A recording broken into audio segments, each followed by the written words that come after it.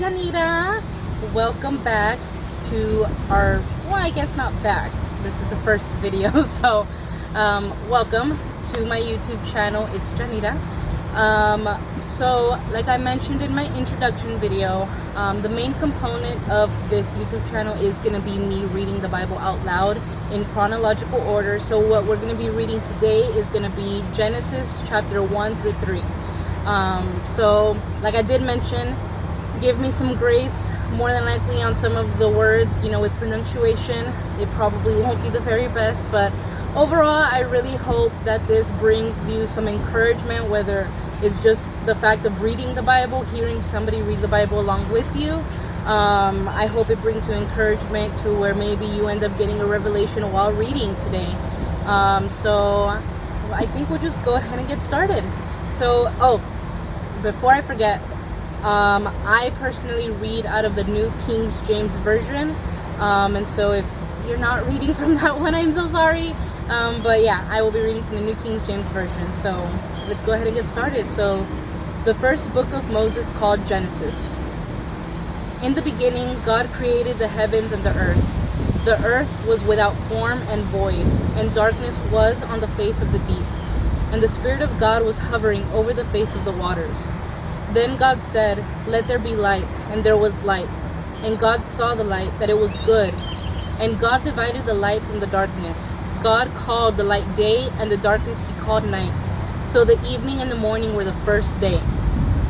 Then God said, "Let there be a firmament in the midst of the waters, and let it divide the waters from the waters." Thus God made the firmament, and divided the waters which were under the firmament from the waters which were above the firmament.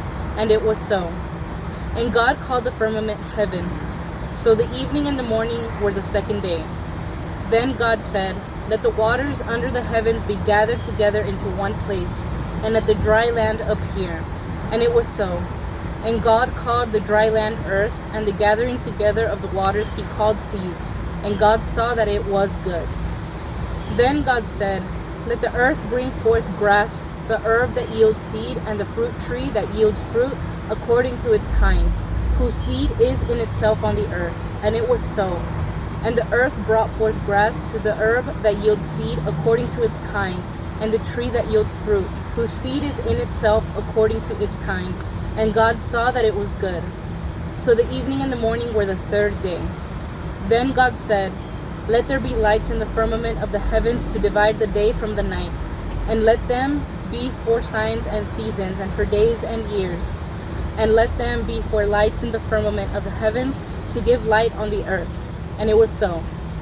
Then God made two great lights, the greater light to rule the day, and the lesser light to rule the night. He made the stars also. God set them in the firmament of the heavens to give light on the earth, and to rule over the day and over the night, and to divide the light from the darkness. And God saw that it was good. So the evening and the morning were the fourth day. Then God said, "Let the waters abound with an abundance of living creatures, and let birds fly above the earth across the face of the firmament of the heavens." So God created great sea creatures and every living thing that moves, with which the waters abounded, according to their kind, and every winged bird according to its kind. And God saw that it was good. And God blessed them, saying, "Be fruitful and multiply, and fill the waters in the seas, and let birds multiply on the earth." So the evening and the morning were the fifth day. Then God said, "Let the earth bring forth a living creature according to its kind, cattle and creeping thing and beast of the earth, each according to its kind." And it was so. And God made the beast of the earth according to its kind, cattle according to its kind, and everything that creeps on the earth according to its kind. And God saw that it was good. Then God said, "Let us make man in our image, according to our likeness. Let them have dominion over the fish of the sea, over the birds of the air, and over the cattle, over all the earth, and over every creeping thing that creeps on the earth." So God created man in his own image. In the image of God he created him. Male and female he created them. Then God blessed them, and God said to them, "Be fruitful and multiply, fill the earth and subdue it. Have dominion over the fish of the sea, over the birds of the air, and over every living thing that God moves on the earth. And God said, See, I have given you every herb that yields seed, which is on the face of all the earth, and every tree whose fruit yields seed. To you it shall be for food. Also to every beast of the earth, to every bird of the air, and to everything that creeps on the earth, in which there is life. I have given every green herb for food. And it was so. Then God saw everything that he had made, and indeed it was very good. So the evening and the morning were the sixth day. Chapter 2. Thus the heavens and the earth and all the host of them were finished. And on the seventh day God ended his work which he had done, and he rested on the seventh day from all his work which he had done. Then God blessed the seventh day and sanctified it, because in it he rested from all his work which God had created and made. This is the history of the heavens and the earth when they were created, in the day that the Lord God made the earth and the heavens, before any plant of the field was in the earth, and before any herb of the field had grown. For the Lord God had not caused it to rain on the earth, and there was no man to till the ground, but a mist went up from the earth and watered the whole face of the ground. And the Lord God formed man of the dust of the ground, and breathed into his nostrils the breath of life, and man became a living being. The Lord God planted a garden eastward in Eden, and there he put the man whom he had formed. And out of the ground the Lord God made every tree grow that is pleasant to the sight and good for food. The tree of life was also in the midst of the garden, and the tree of the knowledge of good and evil.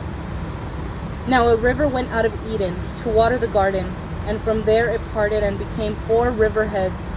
The name of the first is Pishon. It is the one which skirts the whole land of Havilah, where there is gold. And the gold of that land is good. Bdellium and the onyx stone are there. The name of the second river is Gihon. It is the one which goes around the land of Cush. The name of the third river is Hiddekel. It is the one which goes toward the east of Assyria. The fourth river is the Euphrates.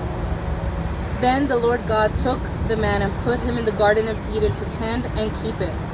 And the Lord God commanded the man, saying, Of every tree of the garden you may freely eat, but of the tree of the knowledge of good and evil you shall not eat, for in the day that you eat of it you shall surely die. And the Lord God said, It is not good that man should be alone. I will make him a helper comparable to him. Out of the ground the Lord God formed every beast of the field and every bird of the air, and brought them to Adam, to see what he would call them. And whatever Adam called each living creature, that was its name. So Adam gave names to all cattle, to the birds of the air, and to every beast of the field. But for Adam there was not found a helper comparable to him. And the Lord God caused a deep sleep to fall on Adam, and he slept.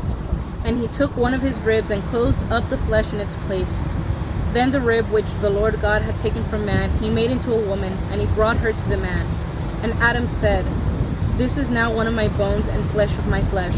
She shall be called woman, because she was taken out of man. Therefore a man shall leave his father and mother and be joined to his wife, and they shall become one flesh. And they were both naked, the man and his wife, and were not ashamed. Chapter 3. Now the serpent was more cunning than any beast of the field which the Lord God had made. And he said to the woman, Has God indeed said, You shall not eat of every tree of the garden? And the woman said to the serpent, We may eat the fruit of the trees of the garden, but of the fruit of the tree which is in the midst of the garden, God has said, You shall not eat it, nor shall you touch it, lest you die. Then the serpent said to the woman, You will not surely die. For God knows that in the day you eat of it, your eyes will be opened, and you will be like God, knowing good and evil. So when the woman saw that the tree was good for food, that it was pleasant to the eyes, and a tree desirable to make one wise, she took of its fruit and ate. She also gave to her husband with her, and he ate. Then the eyes of both of them were opened, and they knew that they were naked. And they sewed fig leaves together and made themselves coverings. And they heard the sound of the Lord God walking in the garden in the cool of the day. And Adam and his wife hid themselves from the presence of the Lord God among the trees of the garden. Then the Lord God called to Adam and said to him, Where are you? So he said, I heard your voice in the garden, and I was afraid because I was naked, and I hid myself. And he said, Who told you that you were naked? have you eaten from the tree of which I commanded you that you should not eat?" Then the man said, "The woman whom you gave to be with me, she gave me of the tree and I ate." And the Lord God said to the woman, "What is this you have done?" The woman said, "The serpent deceived me and I ate." So the Lord God said to the serpent, "Because you have done this, you are cursed more than all cattle, and more than every beast of the field. On your belly you shall go, and you shall eat dust all the days of your life. And I will put enmity between you and the woman, and between your seed and her seed. He shall bruise your head, and you shall bruise his heel." To the woman he said, "I will greatly multiply your sorrow and your conception. In pain you shall bring forth children. Your desire shall be for your husband, and he shall rule over you."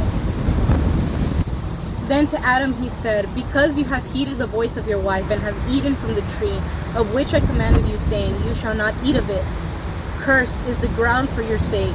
In toil you shall eat of it all the days of your life. Both thorns and thistles it shall bring forth for you.